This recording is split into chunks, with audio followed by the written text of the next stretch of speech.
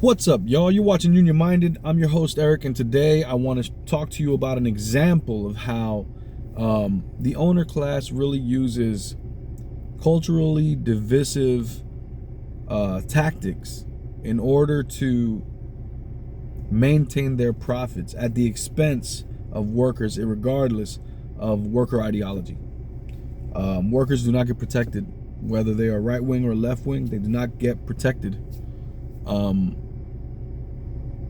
by the owner class. The owner class pays money in order to lobby our government, and they do a great job of lobbying our government with dark money. And ever since Citizens United, they've been allowed to do it with their corporations as people.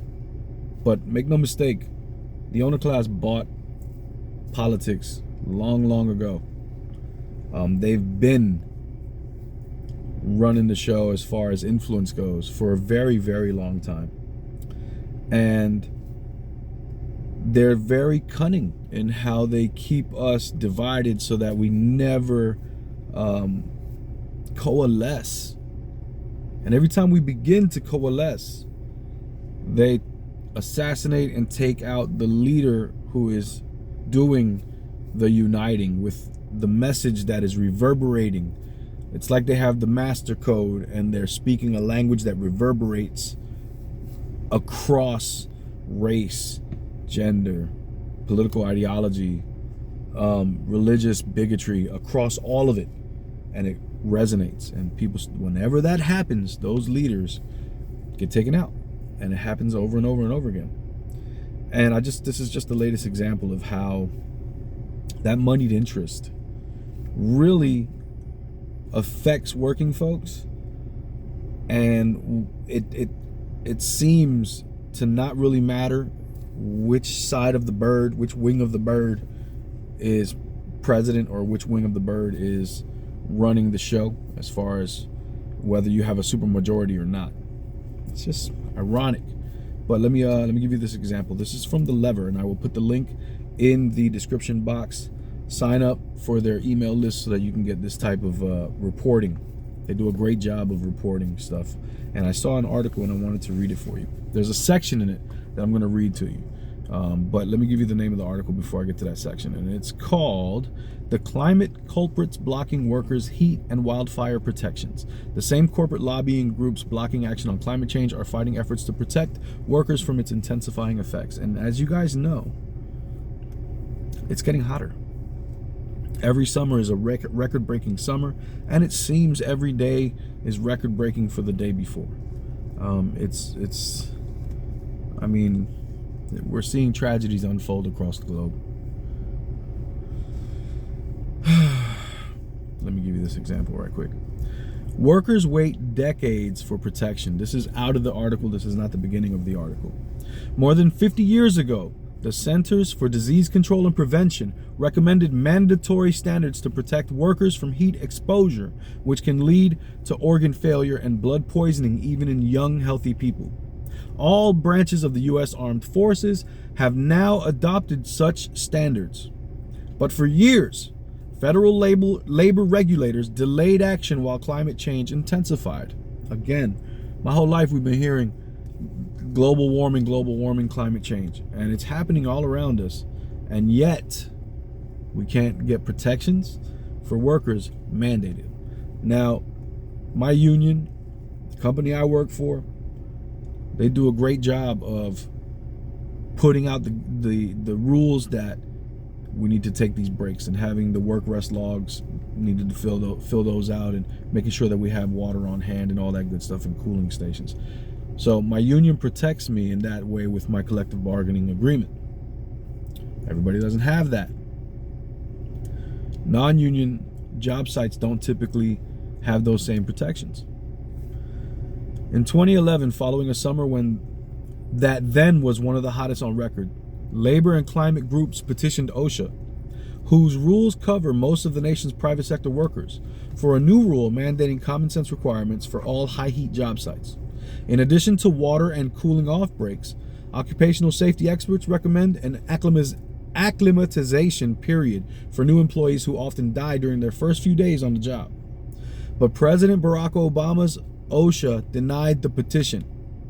Already more than a decade into developing rules curbing workers' exposure to silica dust and beryllium, the understaffed and underfunded agency just had no resources to also work on a heat standard at that point. Barab, the former deputy assistant secretary, told the Lever.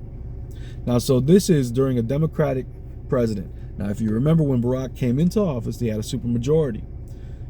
Could have gotten anything through, could have pressed anything he wanted, but yet it was denied by his department.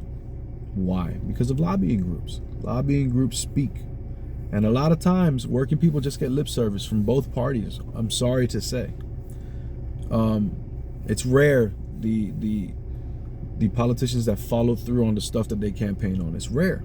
When it comes to working people, they seem to follow through when it comes to helping the very wealthy. But when it comes to helping working people, they seldom follow through, unfortunately. Another petition in 2018, this time joined by former OSHA directors, went ignored by the Trump administration before Biden's agency finally began the rulemaking process in 2021.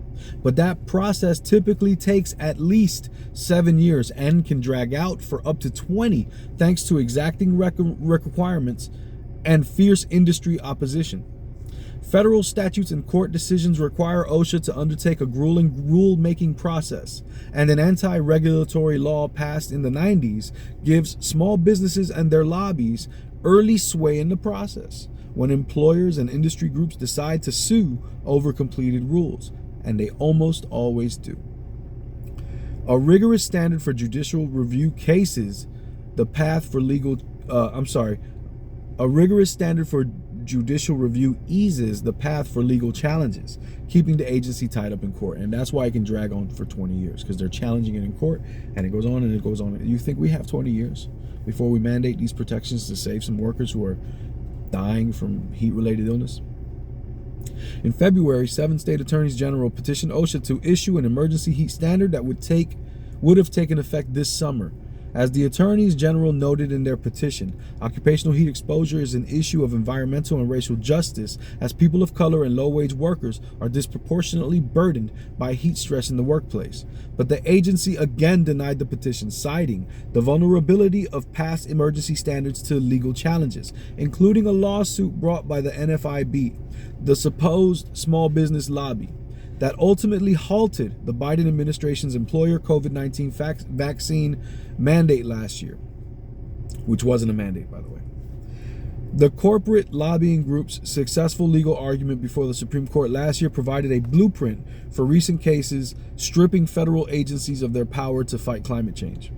NFIB is also pushing OSHA to abandon workplace heat rules, arguing that sufficient private sector protections already exist. Employers and employees alike have a moral and financial interest in protecting employees from ill effects of heat at work, and they use common sense, water, rest, and shade, and when necessary, more formal heat protection programs, often including engineering or administrative controls for protection against heat. The group's general counsel, David Addington, wrote in 2021 regulatory comments. Not true. Not true. If you're depending on the kindness of the next man to protect you, you are a fool. Adding a former top aide to Vice President Dick Cheney added, Addington, a former top aide to Vice President Dick Cheney, added, in the unfortunate situations in which heat injuries nevertheless occur, unemployment compensation, health insurance, and life insurance systems can mitigate the adverse impact on workers and their families. Can you imagine the cruelty and cold-heartedness of this type of thinking? But that's what's out there, fighting against working people. The American Petroleum Institute, a lobbying group that receives millions from oil and gas companies to oppose climate action, similarly argued that the new rules are unnecessary. The oil and gas industry understands heat stress risks and are successfully managing it. For decades we've been doing it, wrote a policy advisor for the group. We would welcome more information and understanding on what is driving OSHA's interest in this issue. As you can see, they're going to keep fighting it. Understand who your foes are. They're not to your left and to your right. They're above you and they're stomping on you. My name's Eric, you're watching Union Minded. Remember, the fight's not left and right, it is up and down. It's going to take solidarity to win always. Each one, teach one, get out there and reach one. And remember, there could be no union without you and I front and center. Peace.